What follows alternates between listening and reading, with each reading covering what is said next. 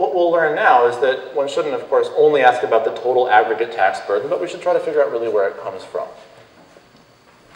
So, wow, it's a big day for chartreuse.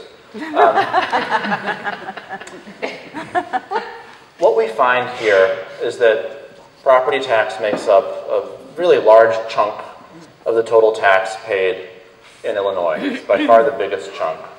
And what we've done over here in this conveniently color-coded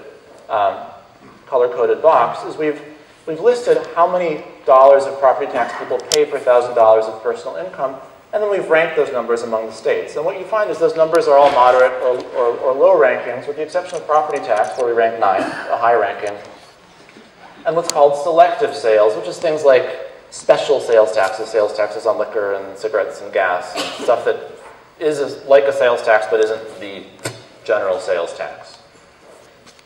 And so there's a few lessons here. First of all, look, a lot of property tax. It's a heavy reliance, which is a theme we'll come back to soon, and it's a high rank. We have just pay more in property tax than most people in other states do. The other thing that I found interesting about this is the general sales tax, where we famously have a high sales tax rate. You probably remember a few years ago when Cook County got all this attention for creating the highest sales tax rate in the country for Chicago residents.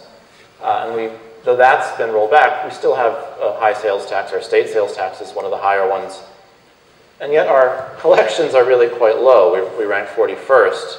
And so that's an indication to me that our sales tax code is poorly constructed and very economically efficient. There's been a lot of talk about, do you really want a high sales tax on a narrow base where you don't tax a lot of things, but the things that you do tax are taxed almost punitively? And the answer clearly is no, because not only do you have a punitive tax on certain industries, but you also wind up not doing very well at revenue collection. So I think when you have this kind of dichotomy between the high rate and the poor performance at actual collection, that's a pretty good sign that there's a policy change around the corner that would be beneficial in a lot of different respects. So if we could go on then, just to drive home the point in purple this time, that 42% constitutes a rank of 7th. There are only 6 states in the Union that rely more on property tax for their total revenue mix than do we. And I would hesitantly point out that that's actually kind of an understatement in certain respects. Why? Illinois has a fairly diverse tax mix in the sense that we do everything. We have a personal income tax, we have a corporate income tax, we have various replacement taxes, we have all these sales taxes. There are states, as you probably know, without any income tax at all, or without any sales tax at all.